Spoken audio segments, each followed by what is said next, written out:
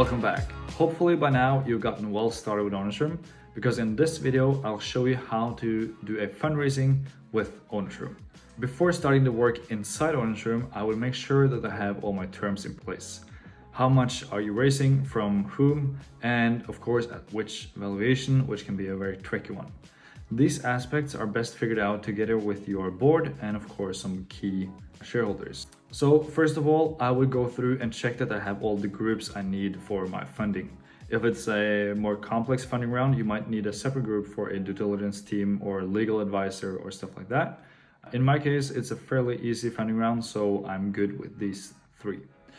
We also need to see that all the members are added and also added to the correct groups. You can see here that some are members and some are invited. So I would send a reminder here to both me and Evan. And since I know Evan is going to invest, he told me so personally, I would go in here and call him to remind him to create a user as well. The next step is therefore to move over to documents. The due diligence is actually one of the most important aspects of your funding. And because of that, I would start by checking that I have all the folders I need and that the correct groups have access to the correct folders. Which documents to share is a very difficult task, but let's take a look at two different examples. If you are an early stage startup raising from some angels, your due diligence setup could be sufficient like this, and that is mainly due to two reasons. First of all, it's not been that long since you started your company, so the amount of information is actually limited. And secondly, that funding in these early stages is primarily based on trust anyways. And that is also why it's important to show potential investors that you have control from an early stage by using a system like this. If you have gotten a bit further on your journey and are raising from more professional investors, you also have more documents or more history to share, and your due diligence folder would probably look more like this. And as you can see, we have subfolders for each category, and you also have a read list file where you set out the entire structure to make it easy for your investors to find everything. The structure you see here is actually based on our customers' experience raising anything from 100,000 euros to over 7 million euros. But one thing is common regardless of who you're raising from and how much you're raising, and that is that the key when it comes to due diligence process is to strive for transparency. This will make the process much more smooth for both you and your investors, and you will start the relationship with trust as we talked about earlier. Your investors will probably ask for more information than what you initially provided, and with a structure like this, you will make it easy to share additional information as well. If you have a need to restrict one single folder within your due diligence folder, you can easily do that as well. And don't forget, if you need anything signed, you can also do that straight from the document room, as we talked about in the previous video where we showed you how to get started with OwnersRoom. The next step is to go over to updates. Updates is a great tool to use not only during a funding round, but also in between rounds, primarily to share investor updates, general meeting information, etc.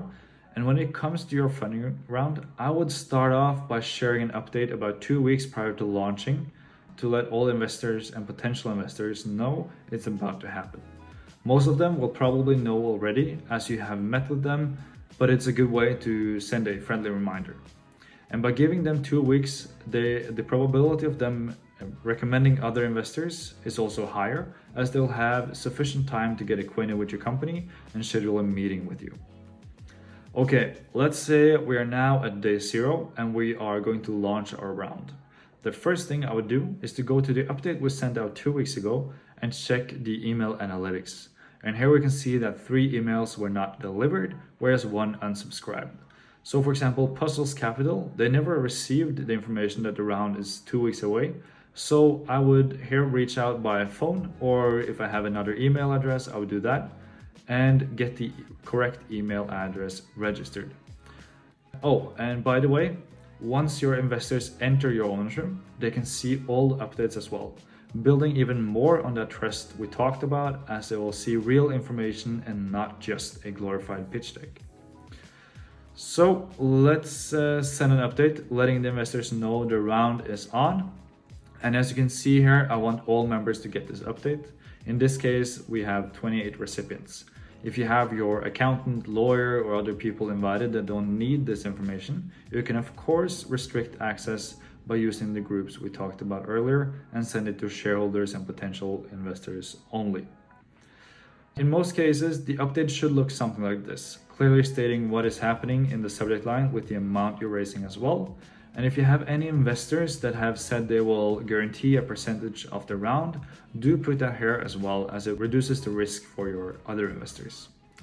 You can also add a link to your due diligence folder so that investors easily can just click that link and go right in to find all the information they need. To be sure all investors get the pitch deck, you should also add it as an attachment here. To make the funding very clear, you should also set a timeline at the end stating all the deadlines your investors should keep in mind.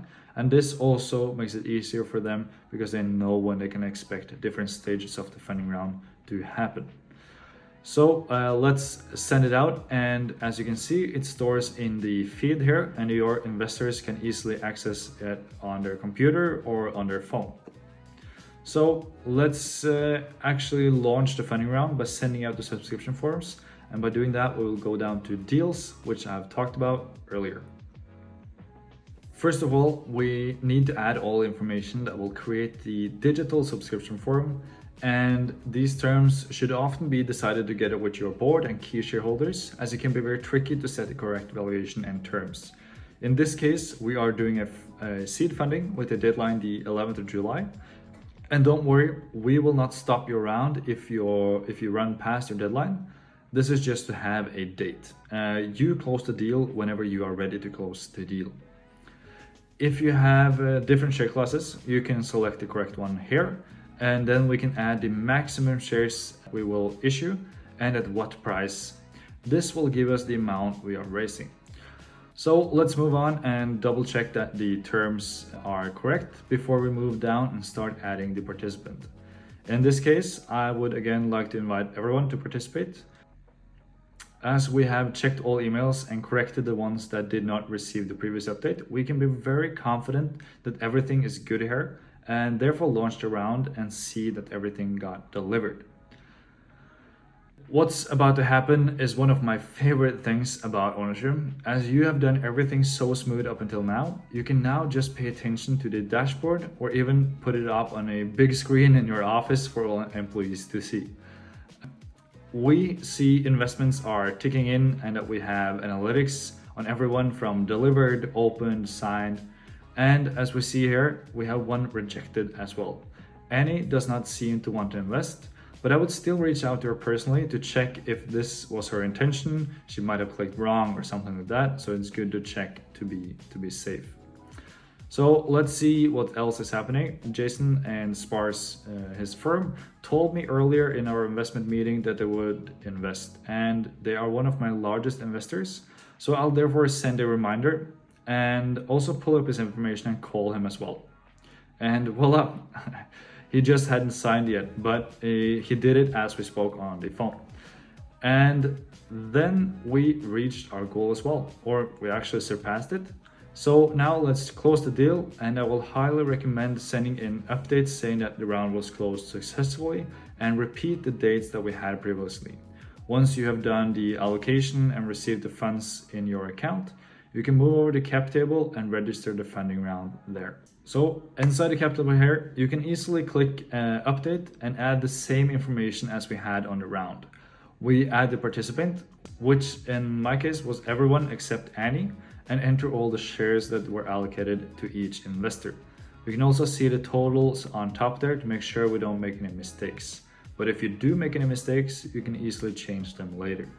We click register here, and then your cap table is updated. And now you can also easily see the transaction record and see all the events that have happened there. As you see, a funding round does not need to be tricky at all. You have a lot of aspects that you need to take care of, but we hope that with OwnersRoom, the process is much smoother for both you and your investors. I wish you all the luck with your future endeavors within fundraising. And if you have any questions, please do not hesitate to reach out. I would love to meet and hear your story.